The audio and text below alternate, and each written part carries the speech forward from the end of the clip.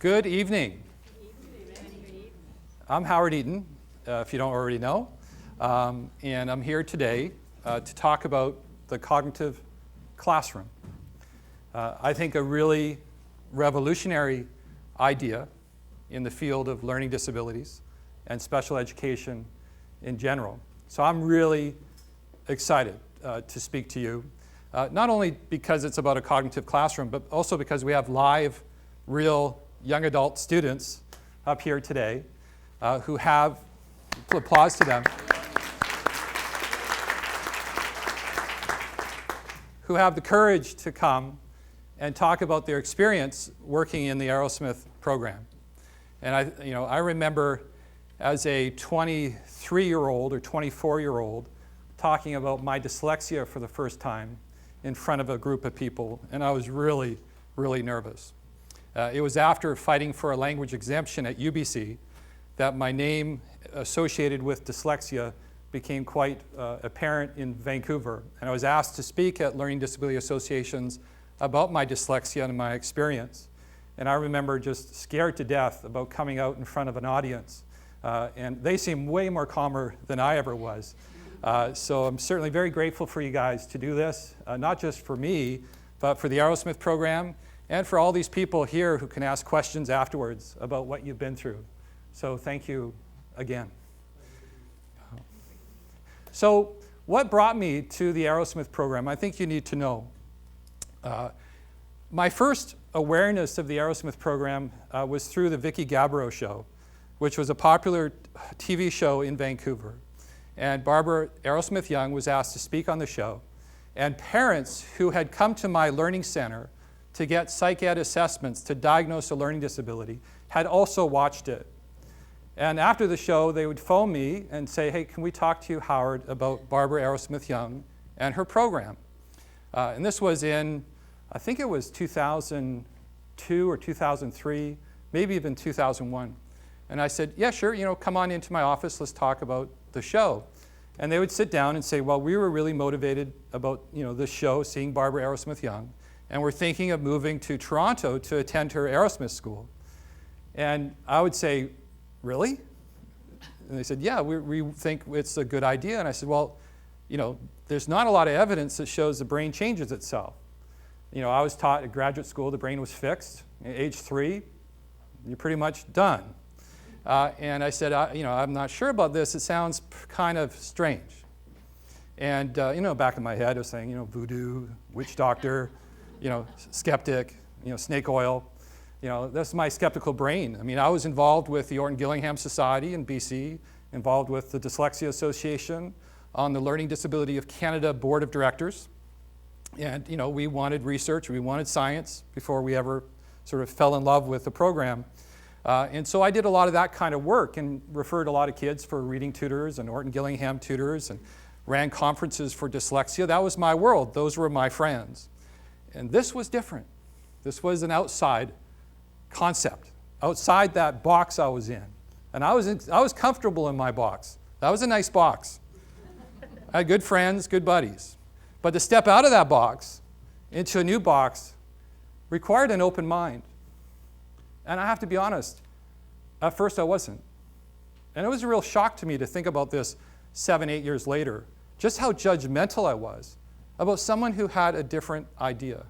So judgmental, I wasn't even willing to look at their research, to even phone and talk to that person, Barbara Aerosmith Young, to ask her about her program. Just immediate, bad. Immediate, careful. Immediate, caution. And I realized that's what a lot of us do. But what does that mean for our ability to see the next vision, the next possibility for disabilities or any kind of disabilities or any kind of obstacle we're faced with? How good are we at seeing what's possible versus how good are we at being safe and comfortable? And I was trying to be safe and comfortable, but fortunately the parents weren't. And they're always the ones who were willing to step out of the box because they're the most desperate, the most in need for something that actually might make the big difference for their child. And these parents, there were 3 of them, decided to fly to Toronto with their child, keep their husband at home working. The mother flew to Toronto, found a place to stay, And they started 3 years of cognitive treatment in the Aerosmith program. And I lost touch with them. And I was doing my psych ed assessments, diagnosing learning disabilities, and referring to accommodations and technology and resource room support tutoring and all those things that really have been making a difference. It's not like they haven't been. They're important. They have made fundamental changes and changed lives in very positive ways. But to be honest, it wasn't enough. It wasn't often enough for some of the severe learning disabilities that I saw. Things like nonverbal learning disabilities seem not to be addressed in our treatment programs. And so these parents came back 3 years later and said, hey, Howard, we want an updated psych ed assessment. We like you. Our son's been through the Aerosmith program, or our daughter. Can you do updated psych ed? And I said, sure, it'd be exciting. Not even thinking cognitive change. It's not even in my mind that that's possible. It was just another assessment, another psych ed assessment. But what I see, similar IQ scores probably, similar changes in cognitive ability, meaning not many, sometimes worse performance in cognitive ability, sometimes an IQ drop if they were engaged in school or they were not engaged in school. And so the assessment team, which didn't include me, included a psychologist and an educational successor, conducted the psych eds, IQ testing, Woodcock-Johnson, test of nonverbal intelligence, Woodcock-Johnson achievement battery, Woodcock-Johnson cognitive battery, test of written language. And then the assessments 2 days later were put on my desk. And I remember picking up the first one and looking at it, ready just for another. I wasn't even thinking Aerosmith. Look at it. Oh, working memory. Well, that's a lot better than I thought it was 3 years ago. It's at 75%. What was it? 5%? That's weird. Well, we must have had an error in measurement. We really sucked back then. And how we tested, we just made a mess of that one. Cognitive efficiency on the Woodcock-Johnson measures visual processing speed. For example, the rate at which you scan information can affect reading speed. Looking at it, 16th percent. Oh, 50%. Wow, 50 is average now. Wow, he was below average. Now he's average in cognitive efficiency. And look at reading rate, 25th percent to 75th percent in reading speed. Wow, when you change cognitive ability, you get changes in achievement scores in reading speed. Well, that's amazing.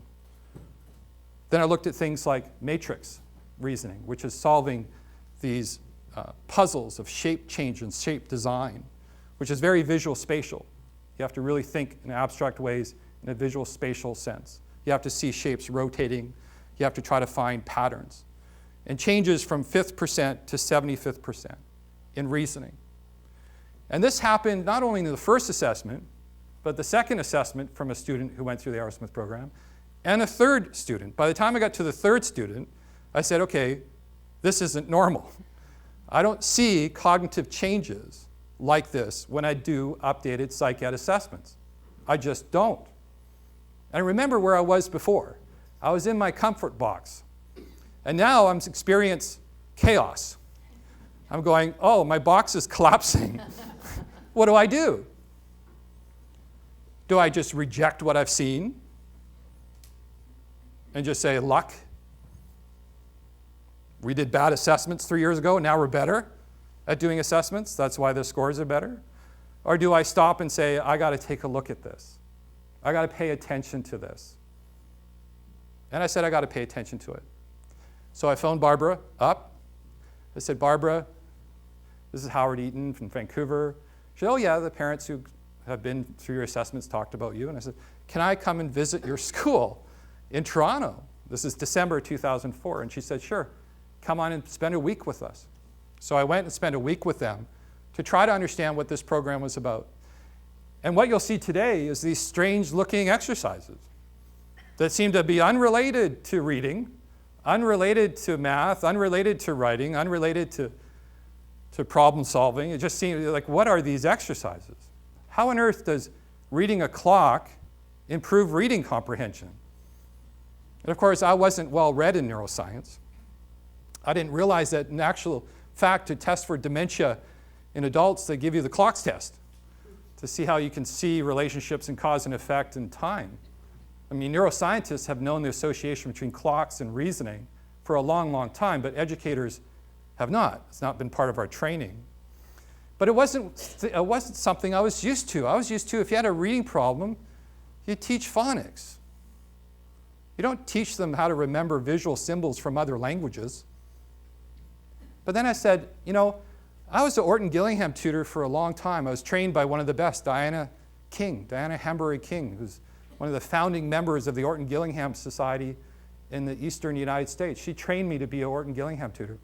And I remember sitting with some of these kids with reading disabilities and doing my flashcards, you know, the phonics, 44 phonemes. You know, and I'd be 3 months into it, and it wasn't sinking. It was really difficult for them to recall it. And then there's these other kids, and I was the best OG tutor. They'd get it, you know, in like 2 weeks. And I said, oh, I'm good. I'm a good tutor. But what's wrong with these other kids? Why aren't they getting it? And I began to realize in talking to Barbara that the underlying cause of dyslexia or learning disabilities are neurological disorders, neurological weaknesses. And it would only make sense that if it's really severe, meaning in reading, for example, there are 6 areas of the brain involved in reading, at least 6 that Barbara Aerosmith Young has identified. If all these neurological areas are severe, meaning these neurological connections are weak, it's going to be really hard to train that brain to pick up reading skills, to pick up phonics, to pick up that sound symbol connection, or that sight word that you've shown 100 times, and it's like they've never seen it before. If it's very severe, it's hard for that brain to do that. If the dyslexia is more mild, maybe 1 or 2 neurological deficits related to reading, you might get really fast results with a phonics program, like Reading Recovery or Orton Gillingham or Linda Mood Bell, and you'll get some really fast results. But with the severe cases, the ones that often come through to the Aerosmith School, because Orton Gillingham or Reading Recovery hasn't been enough because of the severity of their reading disorder, what has to happen in these cases is you have to address the underlying neurological connections first before you get real advances in teaching a skill like reading through a method like phonics. Now this is sometimes maybe difficult to understand, but it came to light for me when we started getting severe cases of dyslexia at the Aerosmith School. And I started seeing this Aerosmith assessment and looking that every area of neurological functioning related to reading was in the severe category. And this student had had Orton Gillingham or Reading Recovery for 6, 7, 8 years. And they were still 4 or 5 years below grade level. And it wasn't due to lack of passion or a great tutor or the method. It was due to the severity of the neurological weakness. For example, that brain that's severely dyslexic had trouble holding symbols of languages. It was almost like that brain had no ability to retain these letter patterns. And when you actually test for it and you give them a symbol to remember that's not English, say a symbol from another language, and you ask them to look at one symbol, and you realize how severe it is, the symbol recognition ability, when they can't even identify the one symbol that they had seen. And this is an example of the severe dyslexia. This is an example of where some of our content methods or skill methods of intervention, like a phonics program, may not be enough for someone with a learning disability. Another example is this nonverbal learning disabilities. When I did psych eds, I had a lot of kids with high verbal IQs and very low nonverbal IQ. So the visual world, visual spatial world, the social world in front of them was a mystery. Very hard for them to make sense of what they were seeing. They'd get trouble on the bus because they'd misread a situation, awkward social skills with friends, often struggle with math concepts which may have a visual spatial aspect to it, have trouble with reasoning and seeing connections between concepts. So science, social studies at higher grades become more difficult for them to access because of this nonverbal learning disability. And I remember, we had no intervention for that. It was all accommodations, trying to make sure some courses they didn't try, or extra tutoring, resource room support. We had nothing in our repertoire of treatment for nonverbal learning disabilities. And this is where Barbara's come along and created a whole series of cognitive exercises just for nonverbal learning disabilities. And parents start saying to us, boy, he's asking me questions about the social world around him. One parent said they were driving over the Lionsgate Bridge. There was a couple next to them arguing.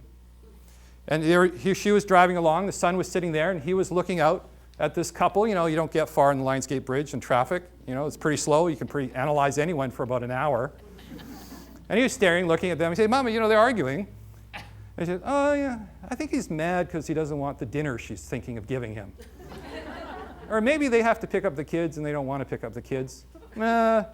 Oh, she's really mad. Maybe she wants a divorce. You know? And she's going, he never paid attention to what people felt or thought or the emotions. Never would look at someone and try to figure it out. But what's called the artifactual thinking exercise in Aerosmith is reorienting his attention to the social world, forcing his neural network to try to make sense of it, and also attaching language to that world by having to describe what he's seen.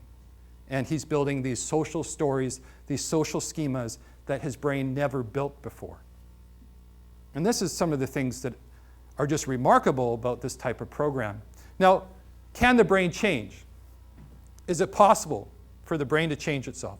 Is neuroplasticity or brain change a myth? Well, if you don't know by now, it actually is an absolute truth. Neuroscience doesn't want to listen to anyone who says the brain doesn't change itself. Anyone who's in that mind frame has moved to the Stone Age of thinking about the brain. The brain changes. The brain alters.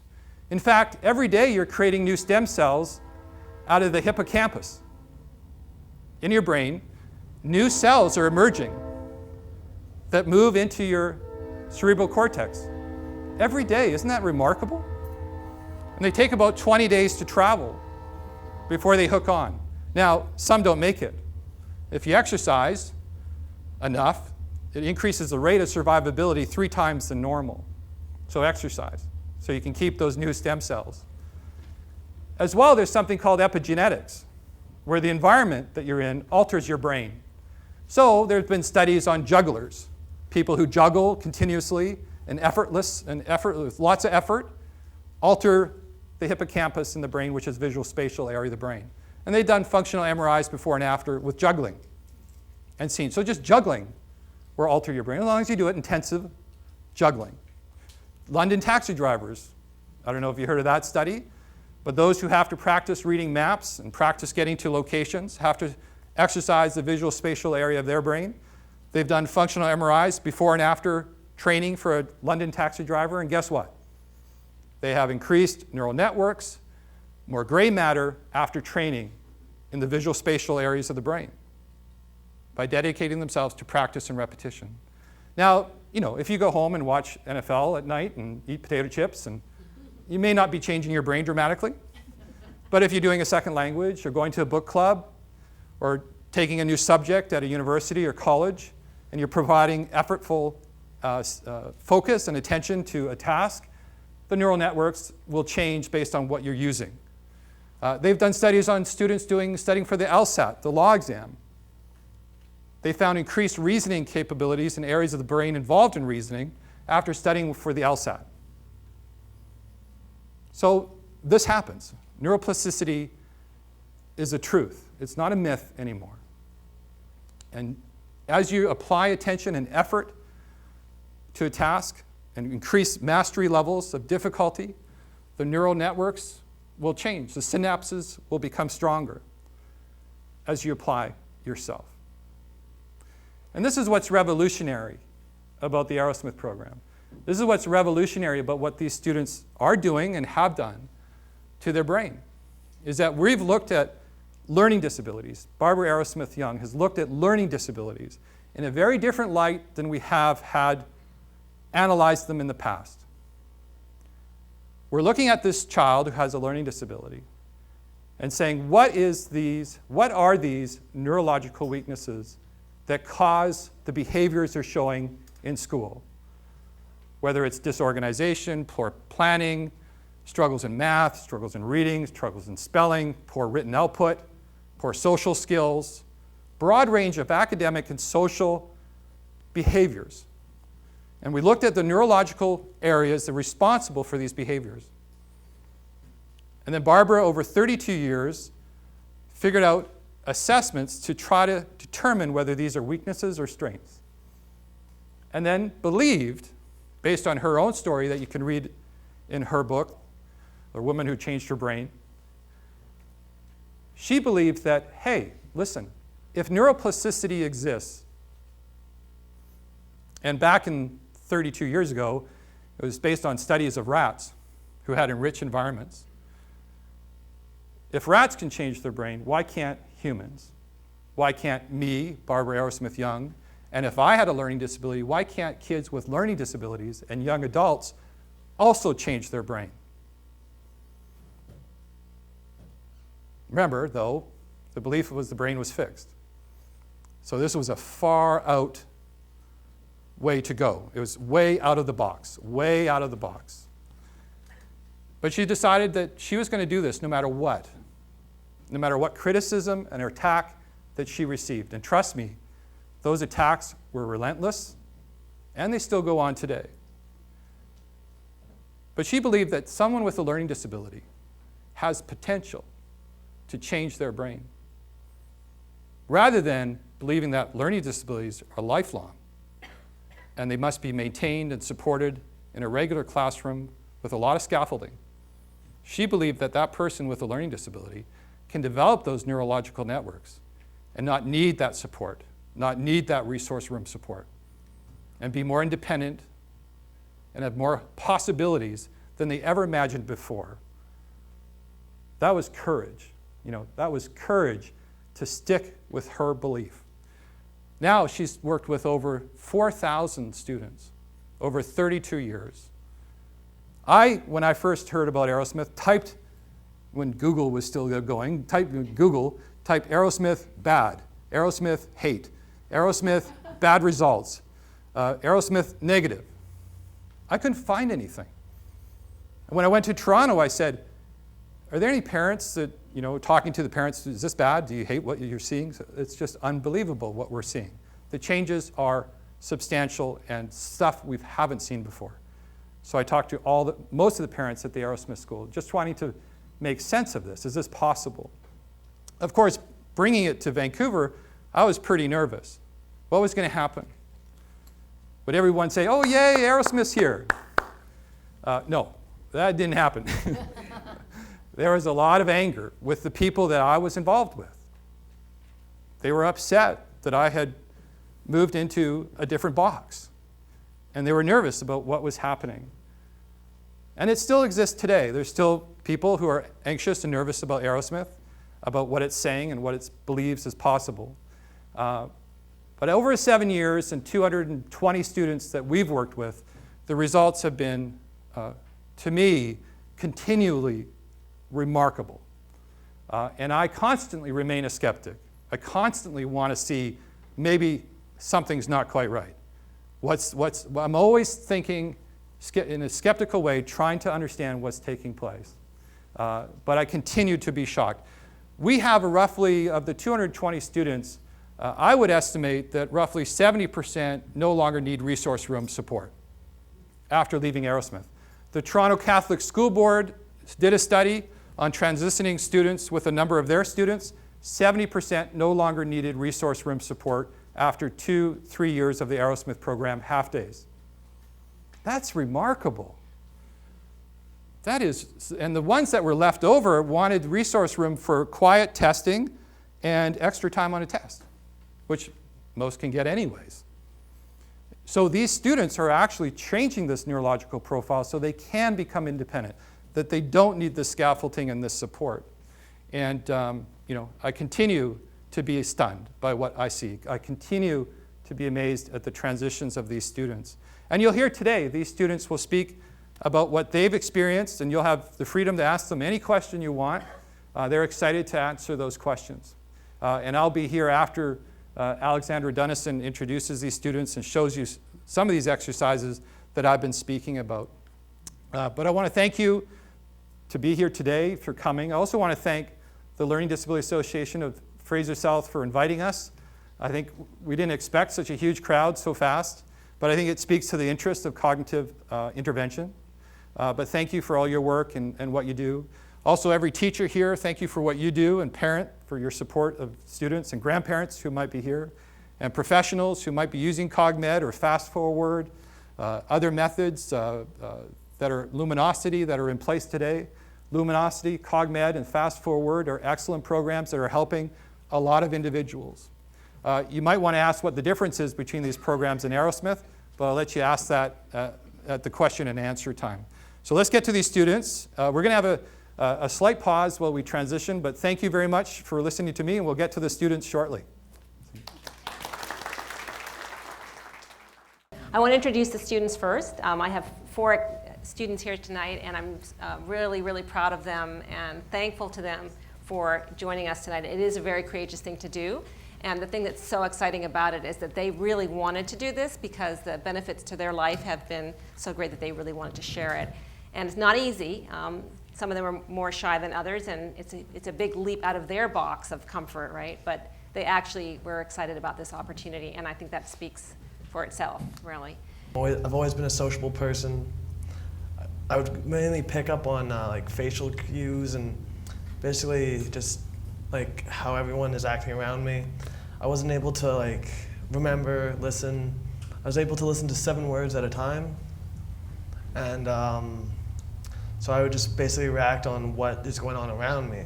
And I've been able to crutch on that my whole life and get through everything, and with an ease in front, like I put up a wall. So everyone's in a different length program. Everyone is on a different program, though they may be doing some of the same things. So we're going to show you a little bit about what a cognitive classroom looks like. There may be 2 people working on the same exercise. Again, they're working at their own pace. Everyone has a different profile. No 2 students is alike. We've never seen 2 profiles that are exactly the same as, and if you've seen psych ed assessments, it's the same kind of thing. No two brains are alike, right? But people have strength, certain areas of strength and certain areas of weakness. We are only looking at weaknesses actually here, so it's very difficult too because they have to come and work on their weaknesses every day for 4 hours a day. So they have 6 blocks of working on everything that's hard for them, and that's really hard. And the fact that they show up and do this, and they actually are excited about coming, not at first. At first it's like they don't believe it, they don't see it, and that's the hardest part is getting people on board. But when they start noticing the changes, they start seeing how it's affecting their cognition, that is what keeps them coming, and that's what gets them really motivated to do the work. So we're going to actually have them start doing their program, and as a cognitive instructor, what I do, because I actually also instruct in the classroom, is I go around and just make sure everyone's on task and they're doing what they're supposed to be doing, that they're not compensating, and that means that they're not using some kind of a crutch or an alternative. They're actually hitting the area of the brain head on as much as possible. So Stuart's going to be working on something we call WORD. This addresses the written output and also spoken output. And I'll come back around and explain it more in detail. And Mashhad is working on something called L-Think. And Chevy's working on something called clocks. I'm going to talk to her about that first. And then Nick is going to be working an auditory exercise, but for right now. Symbol rack. Oh, yeah. So right now he's going to be just doing something on the computer that he would do normally in class, but we're not going to discuss this particular exercise just because there's not enough time to go into all the details. So this particular exercise we call clocks, and Howard alluded to the clocks program, and it basically addresses reasoning, conceptual understanding. So it affects so many areas in life. As Howard had mentioned, it affects reading comprehension, because if you read a paragraph and then read another paragraph, and you get those 2 paragraphs, but you don't get the connection between the 2 ideas, then you have to go back and reread it again. So this actually helps, again, it's those 2 concepts and relating those 2 concepts. So it's conceptual understanding. It helps anything to do with math concepts. So if people start with word math problems or algebra or anything like that, this will help with that. Science, same thing. Helps with any kind of reasoning in life. So people who have difficulty making friends, a lot of times it's because of their reasoning abilities. They're not good, and so they don't actually understand. They're rigid in their thinking, they're stuck in their behaviors, they don't understand other people's points of view, and that can affect that. So clocks actually has really large implications in terms of how it can benefit your life if you're good at it, and really take away from your life if you're Something I not. just want to mention too with the relations, it helps a lot with that cause and effect. Realizing if I do this, this will be the effect of it. Yeah. Sometimes I say it's sort of like saying, I can drive up this windy road in the rain, when I'm drunk. Maybe you can, but the clock's part of your brain should say, but you shouldn't, right? So sometimes we say the adolescent brain, they make those kinds of decisions because that part of your brain may not be developed enough yet, right? Those choices, why do people make those choices? Because they haven't got that reasoning, right? So Chevy's going to show us an 8-handed clock, just so you can see. Do we have it up on the Yeah. And then I'm going to go back. I'm going to go back a step and sort of build up to it. But this is a clock that has 8 hands. Let me get Yeah, you started. go ahead. You can just start. All right. And she's going to take a while to get warmed up. You guys can go ahead and just kind of start doing. They're going to do their thing as if this is the regular classroom. So you want to be able to reason through things, and then you want to be able to reason quickly. You want to make decisions quickly. So I often say to students, it's like an old computer and a new computer. They can both get to the same place, but you want to be the fast computer. So you want to process information quickly. So this really helps with processing speed, which before they used to say we really couldn't do anything about processing speed. This is one of the exercises that really helps with that as well.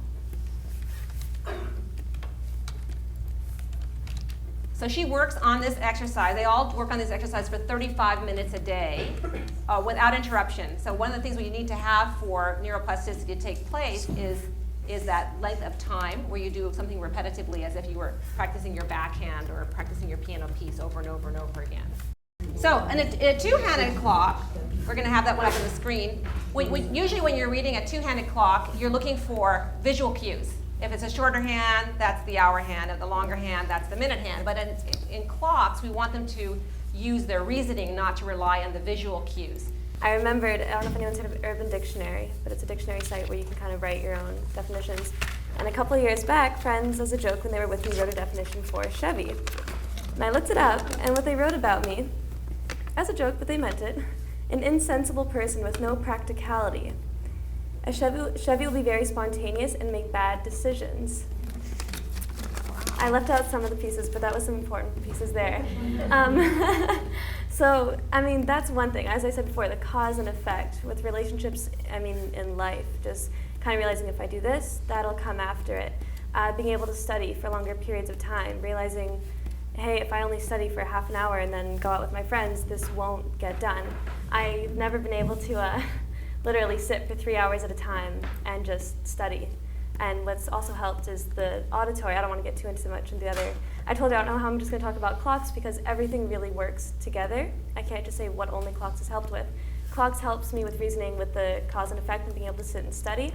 And the auditory has really helped me with retaining the information. So I'm not just reading it and it's going in one ear and throughout the other, but I'm actually reading it, retaining the information. Bam, I've learned it. Organizational skills. I'm trying to, hold on, I have a little things here. I have so much to say, but it's really everything works together. Do you want me to say? No, you can go ahead. Okay, everything really works together, right? When you work all the areas of the brain, it's one big organ, so it's kind of hard to say what's worked with what. But my mind feels sharper, and I think everyone here would agree with me on that, literally sharper. And Barbara kind of explains it as being in a cloud before, kind of being in a fog, and it kind of clears up after. My thoughts go farther. If I was ever thinking about something, I guess now that I think about it, relations, it was more of an abstract thought, oh, that's interesting, leave it there. Now if I have a problem or a thought I'm thinking about, I can speak it out, take the thought farther and actually come to an answer for myself that I'm happy with. I want to make sure I don't forget anything. I'm going to be interrupting these guys later. I said they can interrupt, add on, whatever. They can, yeah. Math concepts are much easier to understand. Oh, yeah, I used to think that studying with distractions was actually a better way to study. Thought I studied better with music in the background and people talking behind me, and I realized that's absolutely ridiculous. And not only from the benefit from these programs, but just from sitting at ECIC in a quiet room with the proper lighting, with the proper way I'm sitting, makes a huge difference when it comes to studying. Yeah, exactly. Yeah, Stuart's got the great setting. Perfect. And the last thing was also someone else mentioned this. One of the girls, we have talks every now and then. We'll get together and say, so what have you noticed? How do you feel about this? And one of the girls used the word, she's more engaging, which is perfect word I was looking for. I've always been okay public speaking, but I'm more engaging. When I go to family events and see family friends, I'm more part of the conversation. I want to talk to them. Yeah, it's kind of cool for me to see, and not only me, but my dad notices it. He says, when we go out, it's like you're really a changed person. You're really, and everyone tells me too, it's really amazing how Chevy's grown. And two of the other guys, I want to specifically mention Bryce and Mike. Last year, they would never talk. And if they did, it would come out almost awkwardly, like really loud and really quickly. Complete change over so since noticing then. changes in They'll your, sit down in on the your couch peers. and joke with me and chat and be part of conversations. And yeah, it's really, really special. Yeah. Thank you. So this exercise is there are two exercises that address an area of the brain that deal with output. Oftentimes it's written output, that's the most common, which is a very, very common learning disability, as we know. And sometimes it's also spoken output. So we'll have students that have a great lag in speech. You'll ask them a question and they'll go, and you'll think they don't know, they don't understand you. And actually they're just processing and they can't get the words out. So after doing this exercise for a year, or 2 years, or 3 years, sometimes 4 years, believe it or not, they don't have that lag anymore in speech, which is actually, it sounds like a long time, but if it changes your life forever, it's not that long, right? So it's pretty miraculous. We have people that move here from Australia, New Zealand, Singapore, all over the world, and amazing to watch the sacrifices their families make for them to be here because they're seeing the changes taking place. So maybe you can tell us a bit about how this has changed your life. You can stop now. Oh, you want maybe? I should tell you about the eye patch. Why is he wearing an eye patch? We like to look like pirates. It's kind of cute. No. So no, actually, there's a reason for it. The right side of the brain talks to the left side of the body, and the left side of the brain talks to the right side of the body. So it has to do with input, speaking to this part of your brain. It's complicated, so I'm just going to leave it fairly simple at that. But we're looking at the premotor cortex and getting the thoughts out of the hand and the mouth, basically. Yeah, it's a little embarrassing at first, but then once you get a whole classroom of people walking around with eye patches, it gets... They go to the bathroom, but then they forget they have them on. It's kind of, like I'm talking to 100 people with an eye patch on. With ease. Yeah. So with this area, or this exercise, I've noticed the biggest improvement in. So for me, I brought along a writing sample, as Alexander said. Can you Or close up on this so they can sit down and let them see what this is? Of the end of the month, we do a writing sample to kind of see how we've improved. And so my first writing sample, I was asked to write something, and I was given 35 minutes. And for about 30 minutes, I stared at the page, going, what am I going to write? And yeah, it didn't come out so well. Looking back on it now, I'm seeing tons of errors and going, what was I thinking? I could, what? And then this is my last writing sample, and I wrote 2 pages. Now this is without any other intervention. Yeah, I've done, before this program, I did hours and hours of copy work because that's what you do to improve your writing. You do writing. And yeah, this is with just doing this and another exercise called tracing. And this, it is the most encouraging thing you can see. Yeah, when I first came to this program, I had a tour through the classroom, and all the work was so abstract. It was so different from what you're usually told to do. You have a weakness, you fix it by doing the same thing you're weak in. You don't do something that looks completely different. So a big draw to me is I didn't have to do essays every day. I didn't have to do spelling. I didn't have to do things that would make my heart stop going, I have to write in front of someone. I could just do this, which is hard, but I can do it. And yeah, and it has results. Nick's going to do some auditory with us. This is an exercise called predicative speech. And it's very complicated, actually. It addresses being able to process language as we hear it. So as I'm speaking, it won't be on here. He's going to do it out there. As I'm speaking, you're listening to what I'm saying, but you're not going to remember every single word I'm saying. You're saying, oh, she means this, she means this, she means this, she means this. You're kind of doing that in your head. And if you're good at this, you do it easily. If it's a struggle for you, you may get some of it and lose some of it, right? But we never get all of it, unless you have a photographic memory, which is pretty much very rare, right? So we're going to do this instantaneously. You're hearing information, we're recoding it into our own words so we can remember it. So it also affects our memory. Predicated speech also is addressing semantics and syntax, complicated language structure. English and many other languages are very complicated. It's not just the dog ran. It's very complicated. And as soon as we throw in prepositions and complicated vocabulary, then it gets to be even more so. So when Nick came to us, as he said, he could basically process in real time 7 words at a time. Yeah. And yet his executive functioning was way up high. Like So you I can- have higher L-think and R-think, which Yeah. is understanding stuff and understanding people. So So he could catch words and get the main idea and grasp onto bits and pieces, but he couldn't actually follow the language. So do you want to talk a little bit to that, Nick? well, growing up, only being able to listen at 7 words at a time, my parents didn't really like me. Well, they did, but they didn't like what I would do. Because drift off, wander off, don't go there, don't be that, what? And school's always a difficulty. I don't know what my life would be without this, to be honest. When Nick came to us the first day and we talked about it, he's like, Mom, sign me up, right? So he got the main idea. He could get it right away, but he wasn't quite sure what it was all about, but he got, like, this could really help me, right? Yeah. And then this year when he came back to review his assessment and he saw where he'd moved, because we do a year-end assessment, and he saw that he'd moved everything sort of from here to the middle, except for the high areas, those executive functioning, there was always there. But there's a big gap in his. There was like this part and then this part and a big hole in the middle, right? So. Book smarts, street smarts. Yeah, exactly. And now all those things have moved to the moderate level, and he's like, wow, I'm so excited. Do you remember what you said? Yeah, I feel already 100% better at everything, and I'm only halfway through. Yeah.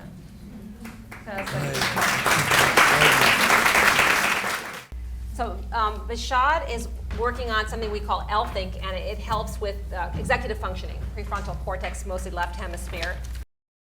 But he was at about, I think it was a grade 8 level when he came in. We talked about this the other day, and that was why he was having such trouble at UBC, because he didn't have that executive function to plan, stay on task, understand the main point, all those things that are absolutely necessary for studying and for higher level schooling for sure. Now he's at university level material. So maybe you could talk to how this has helped you. Okay, so for the record, the level that I'm actually on is much tougher than this. And when I would read at a university level, I would often get to the bottom of the paragraph and not know what I had just read, what the main point was. Reading was very difficult for me. I would never read for leisure. And when I started jogging my memory and really going through this exercise, it helped me filter out the supporting detail and really get to the bottom line, cut to the quick. What is the author talking about? It's helped me greatly. I believe readers are leaders, and if you want to get anywhere in this world, you have to have an efficient rate of reading. And L-Think, RComp, this exercise, it's helped me a lot. Yeah, and planning was a problem, I think, because planning is part of the executive functioning. So now in the first year, if Mashhad showed up a couple of days a week, we were happy. And if he showed up on time, we were really clapping, right? But this year, he's there on time every day, focused, and it's just like a new person. And it's just because he now can do that. It wasn't. Again, a lot of times people think that it's because they're not smart enough, they're lazy, they're not trying, and they've heard this their whole lives. If you only tried hard, if you only paid more attention, well, I'll keep looking at you, but I still have no idea what you're saying. But I was told I better look at you, but I really think that's really interesting over there, right? But do I believe in this program? Without a shadow of a doubt, 100% yes. And I guess that would be my motivation to show up and go to my cognitive gym.